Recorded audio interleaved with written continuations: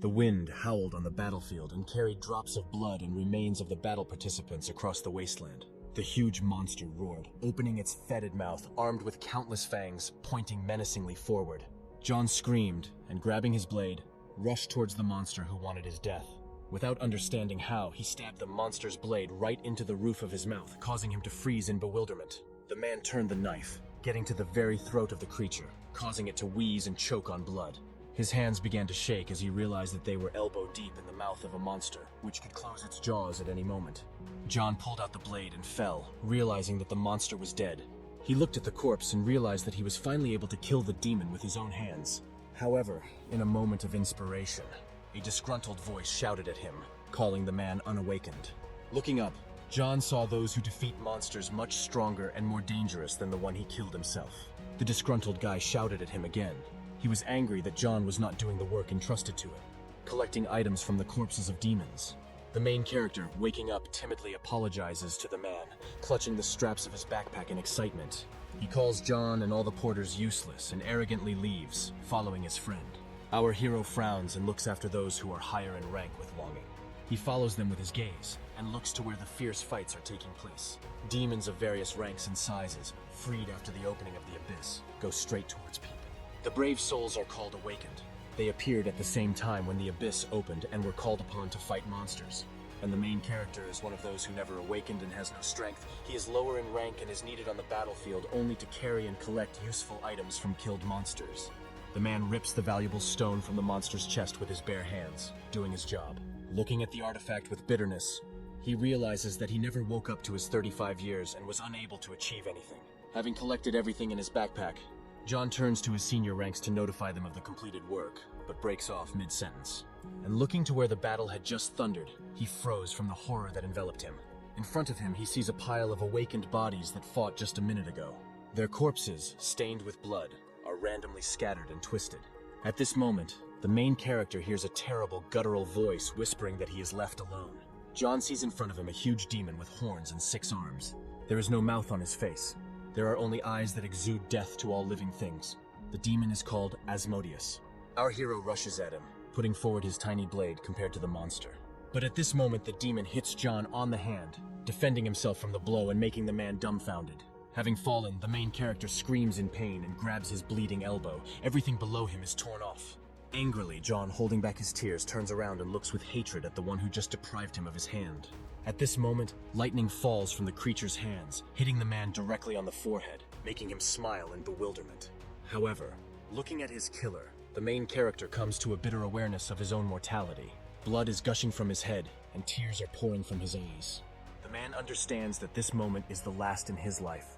Life flashes before John's eyes. A car accident that took the lives of his parents, bullying at school. He is angry that he will die like this, a porter, a loser vegetating in the shadows. But suddenly, a golden staircase leading straight from heaven opens to the man's gaze. John hears that the conditions for awakening have been met, and does not believe his own ears, frozen in bewilderment. He turns around, not thinking that the monster stopped and killed him. The man sees from the side his own dead body lying at the feet of the demon in a pool of blood. A strange silhouette comes down the stairs behind John and taunts the man who so naively trusted that Asmodeus would not kill him. He turns towards the voice and asks the silhouette who he is, still in shock. He evades the answer, saying only that some call him king and he must grant John power. The man looks at him, trying to comprehend what he heard, and thinking that he was the one who stopped Asmodeus. Suddenly, he again hears a mocking tone that asks the man not to be so naive, as if he had read the thoughts of the main character. A white silhouette, calling itself the king, tells John that it recognized his tenacity and chose him. The man, in bewilderment, screams to find out what this means and why he was chosen. The king again avoids answering and, mocking the main character, asks him to wait. John does not understand what is happening and tries to comprehend what he heard, not realizing the whole situation. At this very moment, a demon flies right at him and the king, with terrible speed, its mouth open. Suddenly, the main character realizes that he cannot wake up, and familiar voices reach his ears. One of them belongs to Tom. Making an effort and opening his eyes slightly, he sees the guys who humiliated him at school. Thomas, the main bully, backhands John on the cheek, causing him to wake up and burst into laughter. The redhead grabs the main character by the shirt. 2 friends behind him grin, clearly pleased with what is happening. John tries to figure out why he's back in school and why he's 19 again. not even noticing that his bully keeps slapping him across the cheek. However, the guy still returns to the realization and memory that the White King chose him. Suddenly, the main character notices an awakening window, assigning him an F rank and a Predator skill. The moment of realization makes John grin and laugh. Tom freezes, still holding his hand in the air, and does not understand why his whipping boy suddenly started laughing. Red throws the main character away, thinking that he has gone crazy from frequent beatings. The leader gets angry and shouts that John is only provoking him, but does not even notice the fist heading straight for his face. Putting all his strength into his left hand, the main character hits Thomas on the cheek with his knuckles. A powerful hook knocks the bully out and throws him a couple of meters back, right between his friends, who do not understand what is happening. At this moment, the realization that John is truly awakened brings tears to his eyes. All three freeze in shock, and Thomas continues to lie prone, struck by the blow. The protagonist's face hardens and he wipes his cheek, wet from tears, with his fist. At this moment, the bully's friends rush at John. One has flames coming out of his hand, and the other has ice. The guy deftly dodges the fiery blow, ducking under his arm. The next moment, he delivers an uppercut right to the bully's jaw, forcing him off the ground. With his right foot, John hits the icy one right in the stomach and also throws him away. The main character remembers how all his life he tried and did everything he could to increase his rank and become awakened. He remembers studying all the information he had about monsters and the abyss. He remembers how he improved physically and mastered the skills of different types of wrestling. Therefore, John knows that he will definitely not lose to people like these non-entities and continues to strike at them. The guy beats them until they both fall to the ground, exhausted and unconscious. The main character is inspired, knowing that now he can do everything, although he will have to train again. However, a sudden noise behind him makes him turn around sharply. Thomas stood up and was already wiping the blood from his face, and growths like boulders protruded from his back. The redhead's skin almost completely looks like rock. His eyes glow red. He intends to kill John. The bully throws a punch at the protagonist, but he dodges the stone fist. Time after time, the main character successfully eludes the enemy's deadly attacks. But Thomas flies up, right over John's head, and comes at him like a cannonball. When he lands, he throws up a column of dust, dirt, and stones into the air, leaving a crater at the site of his jump. The redhead squints, trying to see John in the chaos. However, he is already behind him, ready to deal a crushing blow to the offender. At this moment, the stone one turns around and also points his fist toward the main character. Although he misses, only now John realizes that everything could not be so simple. Thomas smirks, looking at the guy and his bloody fist, which landed exactly on the stone growth on the redhead's face. John realizes that he only hurt himself, and the bully punches him sharply in the stomach. From a powerful blow, the main character flies away, as if he had no weight at all. He lands with such force that his back plows a couple of meters of paving slabs. Lying in the blood, John tries to catch his breath and come to his senses, looking at his offender with annoyance. Thomas mocks the main character and walks towards him with an arrogant look. Smiling, the Stone One calls John a non-entity and does not believe that he was finally able to awaken. Collecting his thoughts, the main character lies and silently listens to everything that Thomas says about him. Thinks about why he received the lowest rank and why he got this unknown skill of a predator. However, some force forces John to rise, a strange blood-red glow emanating from his body. He stands up, somehow knowing for sure that he will not lose. Red lights pulsating around him and a strange purple haze. A vortex of red fire swirls around the protagonist, leaving Thomas frozen in surprise. Suddenly, he still realizes that John has really awakened with an unknown power that frightens the redhead. The main character feels how magic oozes through him, how she listens to him and succumbs to any action. His eyes turn red and emit crimson lights. He is calm and collected. Stone rushes at John with renewed vigor, directing a powerful attack at the guy. However, he blocks the blow with just one hand, forcing Thomas to stop. Red screams, not understanding what is happening, and sees a bright flash that separates him from John. The magic embedded in the stone's blow swirls around the protagonist's blocking hand. The flash becomes more powerful, and John intensifies the swirls around him and Thomas. Suddenly, magic begins to ooze straight from the stone man's chest, causing him to scream. At this time, everyone at school is going about their own business, not even knowing what battle is happening behind them. And then the sky lights up with a bright crimson tornado, landing right on the place where John and Thomas fought. The main character stands on his feet, still holding his blocking hand in front of him, and the Stone One is completely exhausted, as if all the life force had been sucked out of him. Thomas falls at the feet of the protagonist with a loud sound, unable to do anything else. A pop-up window appears behind John, indicating that the devouring is complete. As a result of the absorption, the protagonist's rank increased to level E, and his hand became covered with stone growths. This is because he is now the owner of Thomas's stone skin skill. Even though it was evening, the school infirmary was still open and awaiting visitors. There was only one nurse left in the office, frozen in surprise when she saw the guys. John brought all three of them into the infirmary to be treated and greeted them awkwardly. Out of surprise, the nurse screamed, asking what happened to the guys. The bullies needed thorough help, which took more than one day. The woman came out as the main character with her healing skills, which formed a light green field. The nurse again asked about the reasons for all these injuries, and John could not find anything better than to answer that they fell down the stairs. The main character was in high spirits. Not only had he awakened, but he was also able to get even with his offenders. The only thing he didn't understand was the skill of a predator. Why he, having the lowest rank, was so strong. Not only was his rank clearly stronger than F rank and comparable in strength to C rank, but he was also able to raise it in the first fight, having also acquired the enemy's skill. Thinking about why the king endowed him with such power, John did not even notice how he was already climbing the familiar stairs. Looking at the house in which he once lived, he firmly decided that he must find out more about the predator. The main character smiled, looking at the familiar place, remembering how long he had not been here. After the death of his parents, he was hospitably received by his uncle, along with his family. Remembering that the man usually returned late from work, John decided it was time to look for information about his skill. But suddenly, he heard a noise coming from his cousin Arthur's room. Looking there, he saw the youngest on his knees, and behind him 3 people. 2 of them were wearing masks, and 1 without, clearly the main one. Arthur was dumbfounded that John returned from school at that exact moment. Seeing his cousin, the main character did not understand why his cousin was not at school, and was crawling on his knees on the floor. An overturned box lying on the floor in which the relatives kept all their savings caught his eye. John remembered that Arthur dreamed of making friends with bandits, and one day ran away from home, taking his father's money with him. The main character could not even think that this happened today. The leader moved towards John and told him to forget about the situation if he did not want to get hurt. He approached the main character, looking down at him arrogantly and placing his hand on his head. John grinned, realizing that this was another chance to test the skill he had inherited in action. The long-haired man didn't even have time to understand how quickly the protagonist's fist was approaching his face. With a powerful blow, John knocked the leader off his feet, thereby slamming him into the floor. The 2 thugs and Arthur froze in surprise and could not understand what was happening.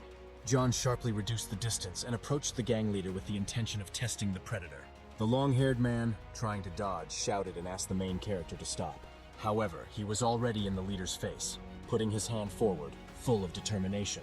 John froze and waited for what would happen and how exactly his skill would manifest itself. But a pop-up window notified him that the predator function was not available at the moment. The long-haired man was still lying on his back, looking at John and not understanding what he wanted to do. The main character froze, trying to understand why his skill was not activated. He did not notice how the elbow of the leader, who was not going to give up, flew into his face with powerful force. With a scream, the long-haired man unleashed an attack on John, landing squarely on the jaw. The main character fell on his back with a cough, not having time to regroup or defend himself. At this moment, the leader had already jumped to his feet. His assistants were standing behind him. Everyone was ready to kill John. The smaller one had a C-rank chain skill and red-colored shackles burst out of his hands. And the thug had the ability to poison, and it seeped out of his hand in a purple puff of smoke. The leader had the skill of bleeding and released lightning bolts from his hands that looked like green thorns. All 3 attacks were aimed directly at John, who somehow managed to get to his feet by this time. A deafening explosion was heard in the house, causing the pots on the roof to jump and the antenna to shake. The room was filled with smoke and a variety of colors from the mixing of 3 different techniques. All the gang members were sure that John was dead, and the leader said that such a non-entity could not pretend to be awakened. However, at that moment, he saw a silhouette in the haze, and a wake-up window pop up stating that the use of skills had been detected. On the next window it was written that the chain, poison, and bleed skills were confirmed and successfully learned. John smiled and did not understand why the predator did not work at first, and then absorbed the blow. Still not fully understanding what was happening, he rushed at the head of the gang. With a strong blow from his stone fist, he again slammed the long-haired man into the floor, knocking him out. Having dealt with the whole gang, he realized 2 things. First, the status window could only be seen by the awakened. It reflected all the information about the owner. Second, his passive predator effect was not included in this description.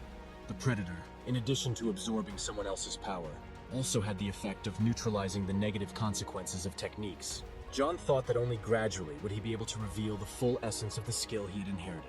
At that very moment, Arthur threw himself on his knees right at the feet of the protagonist. The younger one raised his head and shouted that he repented of what he had done, having seen John's strong side. He shouted that he was ready to do whatever the elder ordered him, from licking his feet to barking. While John was wondering what to do with his cunning cousin, he began to bark like a dog. The main character did not care about Arthur's behavior. He was much more worried about what was about to happen. And while our hero was thinking, his cousin still continued to bark, trying his best. Then John said that he would forgive him on the condition that Arthur would go with him. The old Enterprise was fenced, and there was a sign on the gate stating that only authorized persons had the right to enter the territory. The three agents stood looking at the problem they had to solve. Directly in front of them was a breach of the Abyss Gate, swarming with a variety of monsters who wanted them dead. The leader of the group, Sam, said that the last breakthrough of the Gates of the Abyss was 10 years ago, and now he appeared here, and the demons began to creep away. His ward said that if nothing is done, then there is nothing left before the tragedy, and it is worth evacuating the surrounding areas. Sam assured them that nothing bad should happen, since his barrier skill was level B, and the level of the monsters in the portal was only C, and he could hold them back. One of the demons hit the barrier with his head, stretching it with all his might. The leader was still continuing his explanation about how the most powerful creature in the portal could only be no stronger than a C rank, when the barrier behind him collapsed and the monsters rushed towards him. Turning around, Sam attacked one of the demons that had already approached him with a powerful blow. Even while attacking the creature, he still did not stop his monologue. John and Arthur ran headlong down the street, straight to the place where the gates of the abyss had broken through. The monsters that emerged from the abyss were defeated and lay in a pile of ugly bodies. Sam examined the bodies and did not understand how these low-rank demons were able to break through his B-rank barrier. He heard a grinding noise coming from the gate and turned sharply in its direction. More and more monsters were again seeping into the barrier, trying to break through it. Suddenly, something appeared there that, according to agent practice, should not be there. All three froze, looking in horror at the pile of monsters that had piled up on the barrier. With a loud roar, one of the demons broke through the defenses again. From the collapsed barrier, new hordes of creatures crawled, wishing death to all living things. The monster that broke through the defense was an A-rank ogre giant, which was higher than all three agents combined. Sam came to the realization that this was by no means the C rank that they were notified about when they were sent on the mission. At that moment, a loud explosion was heard in the production area, breaking all the windows in the area. John and Arthur continued to run to this place. The younger did not understand how his cousin knew about the disaster that was about to happen, and he could not explain to him that he had already experienced it. Therefore, the main character could not find anything better than to lie and say that his intuition just worked. As they approached the designated location, they saw a crowd trying to escape the monsters. Arthur was dumbfounded, and John asked him to do what they agreed on the way. When Arthur asked what he would do, the main character replied that he would deal with these creatures. Full of determination, he turned into stone skin and headed towards the very center, infested with monsters. At this moment, the man standing at the window said that the situation was really so bad that the one who broke through the C-rank gate turned out to be an A-rank. He turned around and said pleadingly that the only solution to this problem could be an A-rank awakened.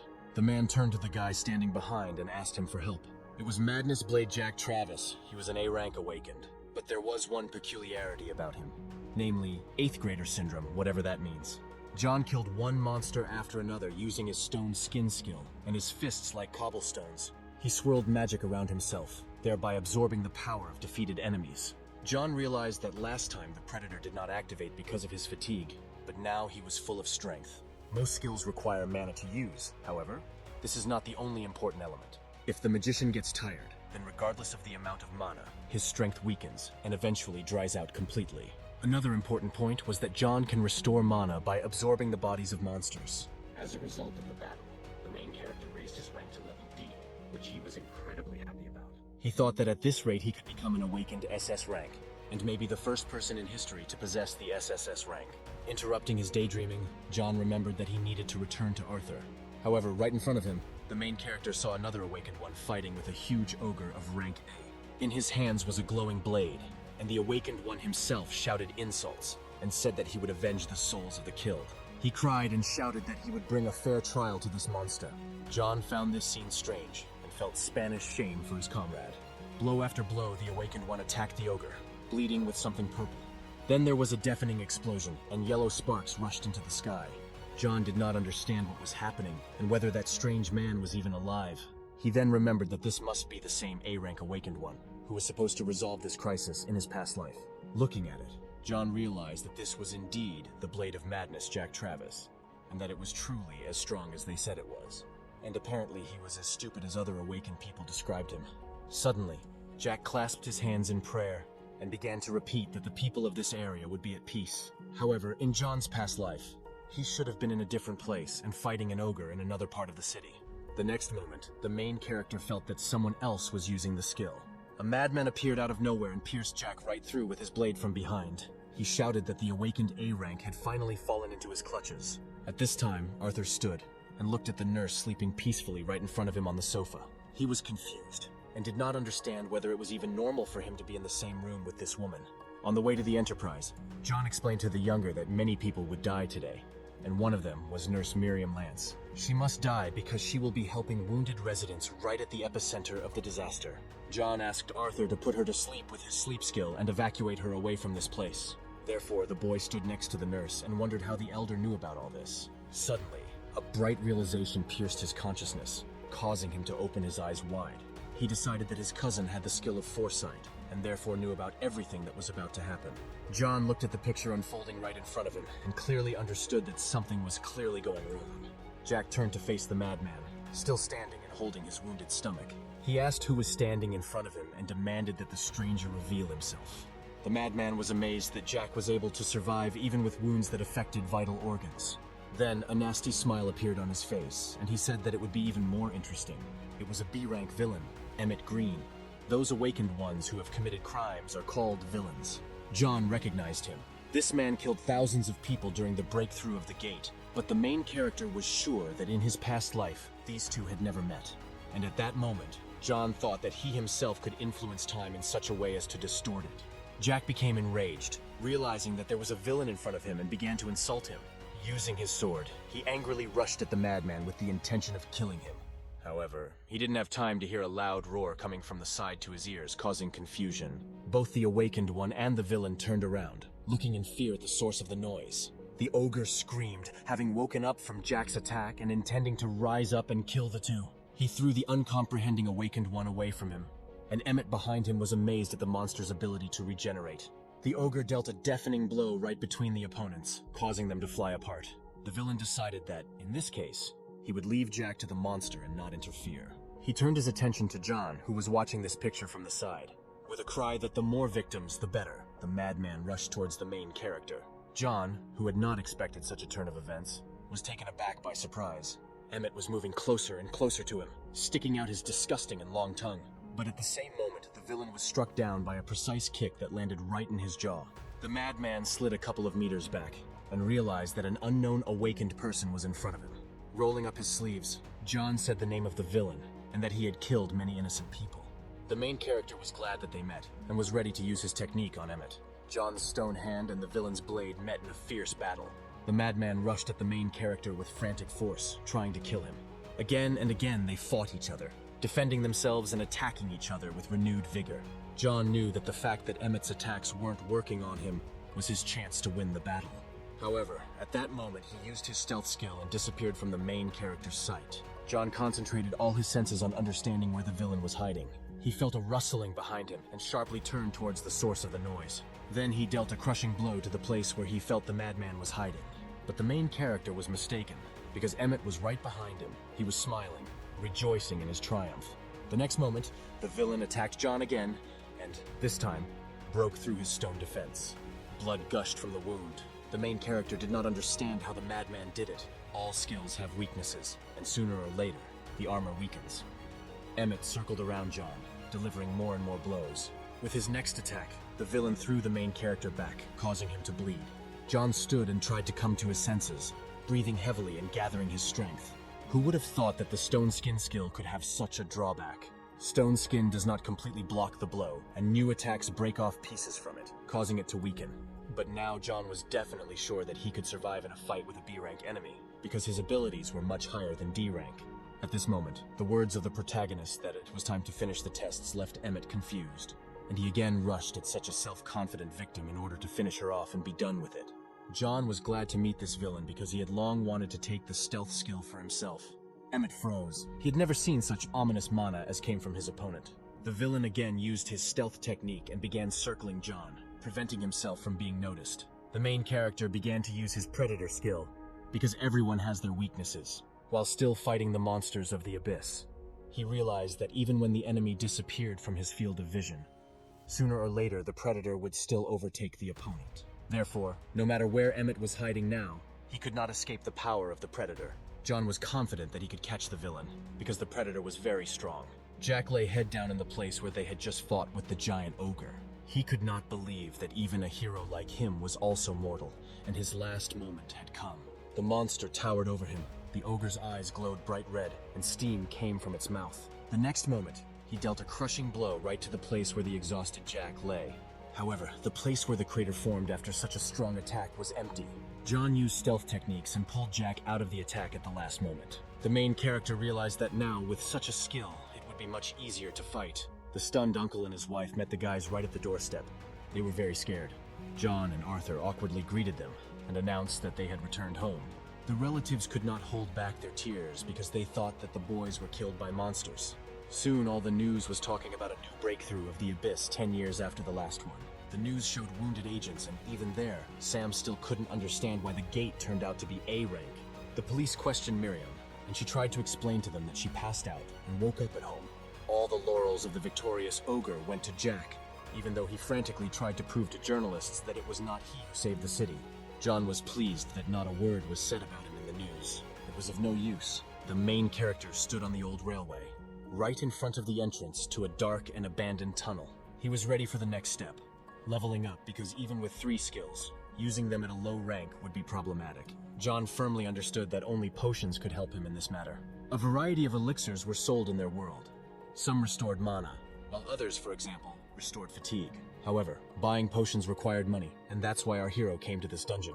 He needed to hunt, but using his skills without special permission was prohibited. So John decided to explore the dangerous, unexplored dungeons to collect artifacts. 3 rank B spider sisters met him and decided that they could have a feast for themselves. John was disappointed that they had such a low rank, and realized that to raise his own, he would have to kill 100 of them. The main character said all this out loud, which enraged the spiders, and they rushed to attack. They drew their paralyzing poison into their mouths to unleash it on John. A pillar of bright purple color rushed straight at the main character. However, he didn't even move. The sisters began to mock him, asking how John was feeling and whether he was paralyzed. However, the Predator's skill worked again and completely neutralized the effect of the spider venom. The sisters were shocked to see this, and the fact that the main character absorbed their skill, calling it useful.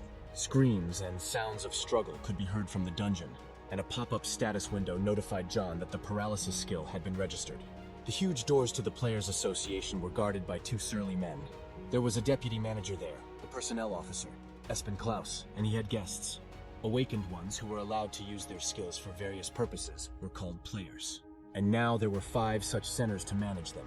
The first consisted of fighters, and they were called Indivisible. In the second, there were masters. They excelled in alchemy. This concerned potions and other things like that. In the third, magicians were assigned, and they were called wizards. In the fourth, informants were masters of surveillance and were called night tramps. Well, the fifth is the authorized agency that manages the players and the other 4 centers. And Espen was confused, because a completely unexpected guest was sitting right in front of him. It was the charming head of the Night Tramp Guild S rank, Karen Katz. On the other side of the personnel officer was the chairman of the New Players Association, Gilbert Graham, also S rank. In addition to the 5 listed, there was also a guild of villains, founded by the most notorious criminals. Karen Katz brought information about them for Gilbert, who asked her about it in advance. However, the head of the Guild of Nightwalkers understood that she was called not only to hand over documents, and asked the chairman about this. He was amazed by her insight and smiled, deciding not to avoid the question. Gilbert asked Karen directly when she took the player test to get her permit, and she replied that she was 19 years old. And then, smiling again, the chairman asked if the high school student could fight the monster. John was still sitting in the same dungeon on a mountain of corpses and with a backpack full of artifacts. Leaning on the skull of one of the monsters, he dialed a number and put the phone to his ear. He called one of the 4 alchemy guilds and nonchalantly mentioned his desire to buy a couple of potions from them. 7 days after the abyss broke through, the school doors reopened to students and classes continued. John has been training hard all this week, building up his strength and endurance. However, in addition to physical activity, the main character was also engaged in clearing countless dungeons. The Alchemy Guild was stunned by how many magic stones John was able to bring them, but even raising the rank to level C did not inspire the main character, because he understood how much work was still ahead. In addition, now he also had to go to school, where he now sat at his desk and thoughtfully looked out the window. His classmates crowded around him and bombarded him with questions about how he managed to defeat Thomas and his gang. One of the guys warned the hero that he was now in big trouble. After all, James Craig himself, who was now sitting in front of him with his feet on the desk, found out about the incident. He was the leader of the school's gang of bullies, from a wealthy family, and had an S rank. Also, James was a member of a large corporation that sponsored their school. But the most important thing was that it was he who was the culprit of persecuting John simply because he was unawakened. James called the main character Buddy, starting a conversation, which caused misunderstanding in the second one. John was furious and told Craig to stop talking nonsense. With these words, he outraged one of James's henchmen, who began to shout at him. However, the leader's fist forced him to close his mouth, flying straight into the guy's face. He fell, and James was unhappy that his subordinate had intruded on their conversation. Craig turned to John, and a flame erupted behind him, and his eye glowed red. The main character was stunned by how powerful an S-rank awakened one was. He wondered how a predator would behave in a fight with such an opponent. But at that moment, a blue-haired girl burst into the classroom and demanded that they stop. She approached James. A blue cold glow emanated from her, and she covered the hand of one of Craig's subordinates with ice. It was Allison Height, an S-class awakened and part-time prefect who was predicted to be a future SS-level player. And then James said that there was a misunderstanding. They were just having a friendly conversation. To which Allison responded with disbelief, pointing to the broken face of one of the guys. James started to get angry and told her not to cross the line to avoid problems. Then Allison asked Craig to drop everything and go out. There was such a powerful energy coming from these two that John thought it was time for these two to cool down. And James, turning sharply, agreed with Allison and walked towards the exit from the audience. However, turning around sharply, he shouted that Height was too naive if she believed that James would leave just like that. He had already gathered a fireball in his hand when he was suddenly interrupted by a notification beep. The sound came from speakers hanging in the hallways and classrooms of the high school. A voice from the speaker said that the Players Association would hold a lecture in the main hall, and all students should report there immediately. James froze, listening to the announcement without even extinguishing the fire still burning in his hand. Allison was still ready to fight and motioned for Craig to join the fight, but he only grinned as he realized what this notification actually meant. He turned around and headed out of the classroom and said that they were lucky today. Allison turned to John to ask if he was okay, but he was no longer in the chair. The main character was already at the door and invited the girl to go into the main hall. Soon the whole school was gathered in the auditorium and waiting for the start of the lecture for which they had been invited. The same personnel officer of the association, Espen Klaus, was speaking from the podium. He announced that one of the reasons was an apology for breaking through the gates. However, the second and more important change was in the examinations for players. The students began to whisper, not understanding what this had to do with high school, since qualifications are only given at 19 years old. Espen announced that starting this year, the Players Association will allow even high school players to receive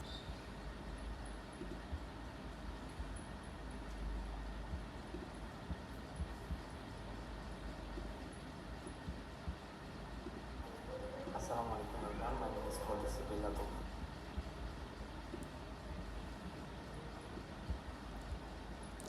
Assalamualaikum everyone. So in this video I'm going to find this video. So in this video I'm going to say how we can edit video in CapCut. Okay, so let's get started.